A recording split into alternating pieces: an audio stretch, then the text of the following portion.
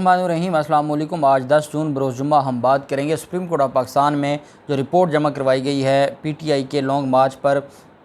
اب جانتے ہیں کہ جو معاملہ چل رہا تھا سپریم کورٹ آف پاکستان میں، اور جو توہین عدالت کی درخواست دائر کی گئی تھی اٹارنی جنرل صاحب کی طرف سے، وہ تو خارج ہو گئی تھی، لیکن عدالت نے 184(3) کے تحت رپورٹ طلب کی تھی، اور یہ رپورٹ مختلف ایجنسیز سے، ایف آئی اے سے بھی طلب کی گئی تھی، اس میں آئی ایس آئی کا بھی کہا گیا تھا، اور آئی جی پولیس کی طرف سے بھی یہ رپورٹ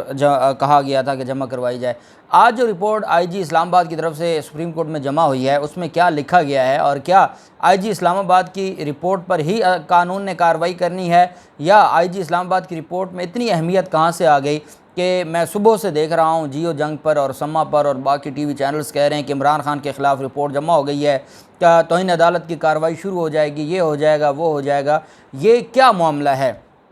اس کی اہم تفصیلات میں آپ کے ساتھ شیئر کرنے جا رہا ہوں، اور ساتھ ہم بات کریں گے اسلام آباد ہائی کورٹ میں ایک اہم کیس تھا، اور پاکستان تحریک انصاف کی طرف سے ایک درخواست دائر کی گئی تھی کہ جو ممنوع فنڈنگ کیس ہے، اس میں فیصلے سے روکا جائے الیکشن کمیشن کو۔ وہ عدالت نے ڈسپوز آف کر دی ہے، وہ عدالت نے ڈائریکشن دی ہے الیکشن کمیشن کو اور ڈسپوز آف کی ہے۔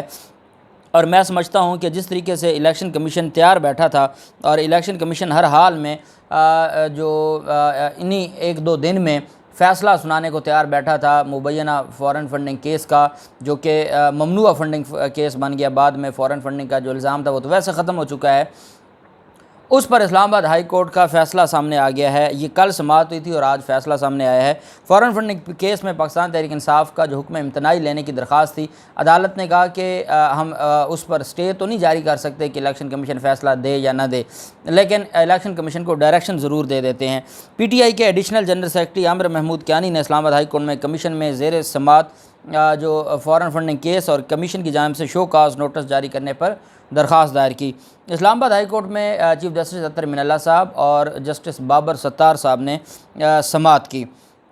پی ٹی آئی کے وکیل انور منصور خان نے دلائل دیتے ہوئے کہا کہ اگر دیگر سیاسی جماعتوں کے ساتھ برابری کا سلوک نہیں کیا جاتا تو شوکاز نوٹس جاری کرنے سے درخواست گزار پر منفی اثر پڑ سکتا ہے۔ عدالت کے استفسار پر الیکشن کمیشن کے نمائندے نے بتایا کہ اگر کمیشن اس بات پر سے مطمئن ہو کہ شوکاز نوٹس جاری کرنے کے لیے کافی مواد موجود ہے تو زیر التوا کارروائی میں وہ سیاسی جماعتوں سے متعلق رولز 2002 کے تحت رول 6 کے تحت جو 2002 کے رول ہیں، اور اس میں رول نمبر جو 6 ہے، اس کے تحت طے شدہ طریقہ کار پر عمل کیا جائے گا۔ عدالت نے ریمارکس دی ہے کہ الیکشن کمیشن پاکستان اسلامی جمہوریہ پاکستان کے آئین 1973 کے تحت قائم کیا گیا، اور یہ اپنی کارروائی کو خود منظم کرنے کا مجازی ہے، لیکن آئین سے آگے نہیں جایا جا سکتا۔ بینچ نے کہا کہ پی ٹی آئی کے وکیل سیاسی جماعت کی جانب سے اس طرح کے خدشات کمیشن کے سامنے اٹھا سکتے ہیں، اور تمام جماعتوں کے لیے برابری کی جگہ کو یقینی بنانے کے تناظر میں ہمیں کوئی وجہ نظر نہیں آتی کہ ان پر غور کیوں نہ کیا جائے۔ جو پاکستان تحریک انصاف کہہ رہی ہے کہ تمام جماعتوں کو اس معاملے پر برابری کا درجہ دیا جائے اور صرف ہمارے ساتھ جانبدارانہ کارروائیاں نہ کی جائیں، اس پر چیف جسٹس اطہر من اللہ صاحب نے کہا کہ ہمیں نظر نہیں آ رہا کہ الیکشن کمیشن کے پاس کوئی وجہ ایسی نہیں ہے کہ وہ ایک جماعت کو تو رگڑ دے اور باقی جماعتوں کو بچا لے۔ تو اس پر انہوں نے کہا کہ الیکشن کمیشن اس معاملے کو دیکھے اور جو سلوک ہے وہ سب کے ساتھ ایک جیسا ہو۔ یہاں پر الیکشن کمیشن میں کے جو وکیل تھے، انہوں نے عدالت میں اپنا بیان بھی دیا اور عدالت کے سامنے کمٹمنٹ دی کہ پیپلز پارٹی اور نون لیگ کے جو کیسز ہیں 8 ہفتوں کے اندر اسکروٹنی کمیٹی ان کی رپورٹ مکمل کر لے گی۔ یہ عدالت کے اندر بھی اسٹیٹمنٹ دی گئی جو الیکشن کمیشن کے وکیل کی طرف سے۔ بینچ نے مزید یہ کہا کہ ہم کمیشن پر اعتماد بحال کرتے ہیں اور ہمارے پاس شک کرنے کی کوئی وجہ نہیں ہے کہ درخواست گزار فریق کے جائز حقوق کا تحفظ الیکشن کمیشن کرے گا۔ تاہم عدالت نے کمیشن سے کہا کہ وہ اس مرحلے پر پاکستان تحریک انصاف کے خلاف کوئی منفی حکم جاری نہ کرے، کیونکہ الیکشن کمیشن زیر التوا کارروائی مکمل کرنے کے بعد 2002 کے رولز 6 کے تحت شو کاز نوٹس جاری کرنے یا نہ کرنے پر غور کرے گا۔ اس وجہ سے جو یہ شو کاز جاری کیا گیا ہے یا پاکستان تحریک انصاف کے خلاف جو مبینہ فنڈنگ کیس اس میں کوئی بھی منفی حکم جاری نہ کرے، یہ عدالت کی طرف سے حکم جاری کر دیا گیا ہے الیکشن کمیشن کو۔ اور آپ جانتے ہیں کہ اسلام آباد ہائی کورٹ بڑے اچھے طریقے سے معاملات کو لے کر چل رہی ہے اور کافی حد تک چیزیں بیلنس ہوتی نظر آتی ہیں۔ دوسری طرف پاکستان تحریک انصاف کے دھرنا کے حوالے سے جو رپورٹ تھی، اور یہ رپورٹ جمع کروانی تھی، اور اس میں جو آنریبل جو چیف جسٹس ہیں عمر عطا بندیال صاحب، انہوں نے یہ رپورٹ طلب کی تھی۔ اب جانتے ہیں کہ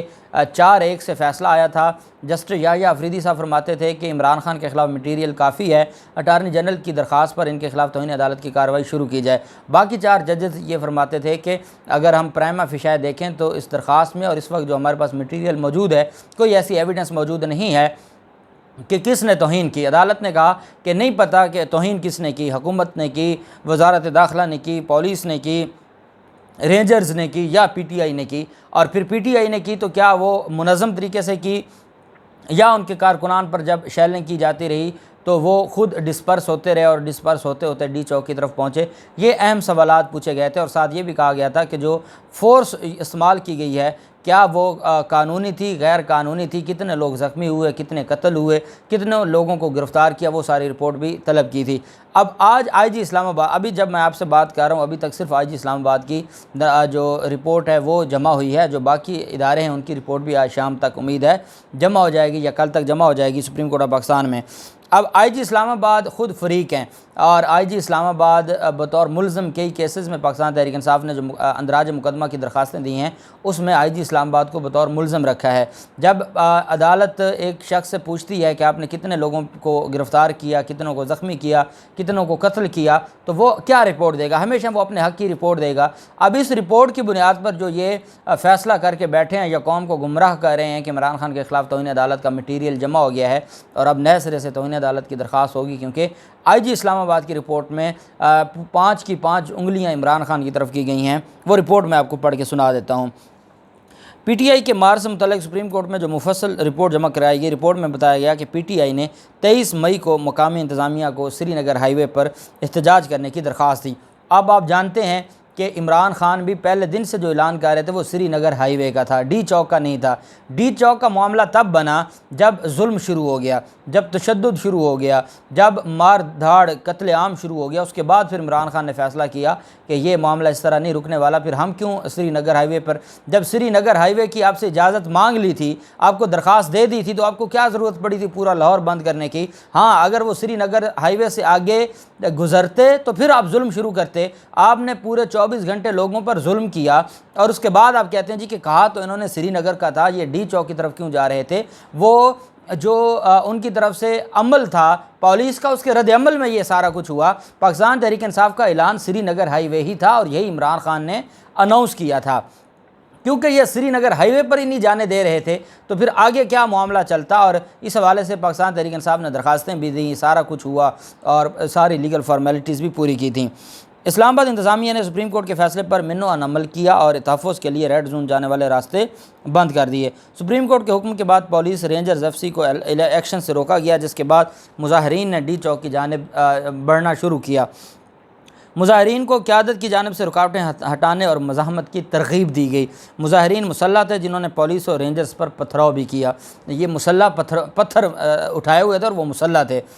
آئی جی اسلام آباد کی رپورٹ میں کہا گیا کہ ڈی چوک پہنچنے کے لیے فواد، سیف نیازی، زرتاج گل نے کارکنان کو اکسایا۔ اسی دوران عمران اسماعیل، سیف اللہ نیازی دیگر کی قیادت میں 2000 مظاہرین رکاوٹیں ہٹا کر ریڈ زون میں داخل ہوئے۔ کارکنوں کو پیغام دیا گیا کہ کپتان ڈی چوک آ چکے ہیں، ان کا بھرپور استقبال کیا جائے۔ آئی جی اسلام آباد کی رپورٹ میں کہا گیا کہ مظاہرین قیادت کی ہدایت کے تحت منظم انداز میں ریڈ زون داخل ہوئے۔ مظاہرین کی جانب سے کنٹینرز ہٹانے کے لیے مشینری کا استعمال بھی کیا گیا، جبکہ مظاہرین کی جانب سے درختوں کو جلایا گیا۔ مظاہرین کو ہٹانے کے لیے پولیس نے بڑے معصومانہ انداز میں آنسو گیس کا استعمال کیا۔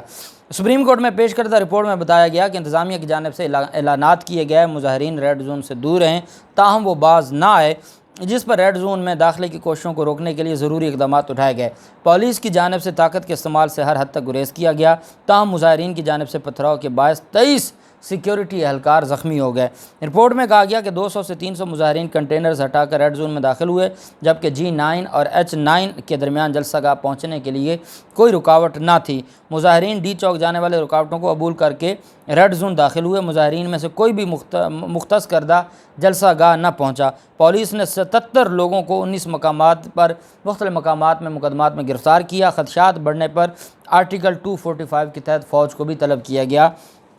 یہ رپورٹ ہے۔ پھر اس میں انہوں نے یہ بھی بتایا کہ جی عمران خان نے تقریر کی اور اس عمران خان کی تقریر کے بعد یہ سارے معاملات ہوئے، اور پھر ٹائمنگ بتائی کہ عمران خان نے پہلی تقریر 6:50 پہ کی اور کہا کہ ڈی چوک پہنچے، دوسری تقریر رات کے 9 بجے کی، اور یہ ساری باتیں عدالت کو لکھ کے بتا دی ہیں کہ جناب بڑی زیادتی ہوئی ہے، اور ہم یہ سمجھتے ہیں کہ اس سارے کے سارے حوالے سے آئین اور قانون کی دھجیاں اڑائی گئی ہیں۔ اب میں سوال کرتا ہوں کہ پہلی بات تو یہ ہے کہ honourable supreme court of Pakistan نے یہ دیکھنا ہے کہ یہ نوبت کیوں آئی۔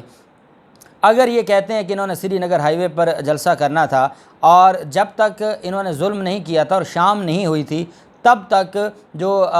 جلسہ تھا وہ سری نگر ہائی وے پہ ہی تھا، جب انہوں نے پورا لاہور بند کر دیا، خیبر پختونخوا کے راستے بند کر دیے، انہوں نے سی پیک کا جو میاں والی ڈیرہ اسماعیل خان روڈ ہے وہ بند کر دیا، تو سارا کچھ جب انہوں نے بند کر دیا، موٹر وے بند کر دی، جی ٹی روڈ بند کر دیے، سارا کچھ بند کر دیا، اس کے بعد اگر یہ کہیں کہ ہمارے ساتھ تو زیادتی ہوئی ہے جی، ہم تو یہ تو ڈی چوک جانا چاہتے تھے، ڈی چوک کی تو بات ہی شام کی ہے، وہ پہلے کی تو نہیں تھی۔ اب جو سپریم کورٹ آف پاکستان یہ فرما رہی ہے کہ کیا آپ نے ان کو جان بوجھ کے وہاں جانے کی اجازت دی اور آپ ان معاملات کو خراب کرنا چاہتے تھے، یا کیا آپ نے اس کے بعد تشدد روک دیا تھا، کیا آپ نے آنسو گیس کی شیلنگ روک دی تھی، وہاں سپریم کورٹ میں ہیئرنگ ہو رہی تھی اور اٹک پل پر یہ ظلم کر رہے تھے، تو یہ ساری چیزیں اتنی آسان نہیں ہیں۔ عمران خان کی حد تک بہت ساری چیزیں ہیں کہ عمران خان کی حد تک وہ وہاں پہ کنوے ہی نہیں ہو سکا میسج، وہ اس بات وہ کور ہو جائے گی، وہ سپریم کورٹ پہلے کہہ چکی ہے، لیکن یہ بات کیسے کور ہوگی کہ جب انہوں نے کہا سری نگر کا تھا، سری نگر ہائی وے کا، تو پھر آپ نے 3 دن کیوں گھروں پر دھاوے بولے اور لوگوں کی چادر اور 4 دیواری کا تقدس پامال کیا، اور جو لوگ اس بات پر خوشیاں منا رہے ہیں کہ عمران خان کے خلاف رپورٹ آئی ہے، بھائی آج ہی اسلام آباد سے آپ کس چیز کی اور امید کرتے تھے؟ آج ہی اسلام آباد تو یہی کہے گا جی کہ ہم معصوم ہیں، ہمارے تو چھوٹے چھوٹے جو شیلنگ تھی اس سے تو کسی کو فرق ہی نہیں پڑتا۔ آج ہی بتائے گا کہ 6 سال کے بچے پر بھی انہوں نے ظلم کیا اور 10 سال کی بچی کو بھی زخمی کیا اور 80 سال کی ماں کو اور بزرگ کو بھی انہوں نے زخمی کیا، اور گھروں میں سابق جسٹس قائد اعظم علامہ اقبال کی گھر پر انہوں نے دھاوا بول کے یہ سارا کچھ کیا؟ یہ آئی جی نہیں بتائے گا، یہ کون بتائے گا؟ اگر تو ہمارے اداروں نے نیوٹرل رپورٹ دی تو وہ بتائیں گے، یا پھر پاکستان تحریک انصاف کے وکلاء، اور پاکستان تحریک انصاف کے وکلاء نے بھی پوری تیاری کی ہوئی ہے کہ ڈی چوک کی وہ ساری ویڈیو تو فوٹیجز تو موجود ہیں، اور وہ پوری ایک ڈاکومنٹری بنا رہے ہیں کہ کہاں کہاں پولیس نے کیا کیا، یہ بھی عدالت میں پیش ہوگی، تو یہ اتنا آسان معاملہ نہیں ہے۔ دیکھتے ہیں باقیوں کی طرف سے کیا رپورٹ جمع ہوتی ہے، جو بھی تفصیلات ہوں گی آپ کے ساتھ شیئر کرتے رہیں گے۔ اللہ پاک پاکستان کا حامی و ناصر ہو۔ بہت شکریہ، اللہ حافظ، پاکستان زندہ باد۔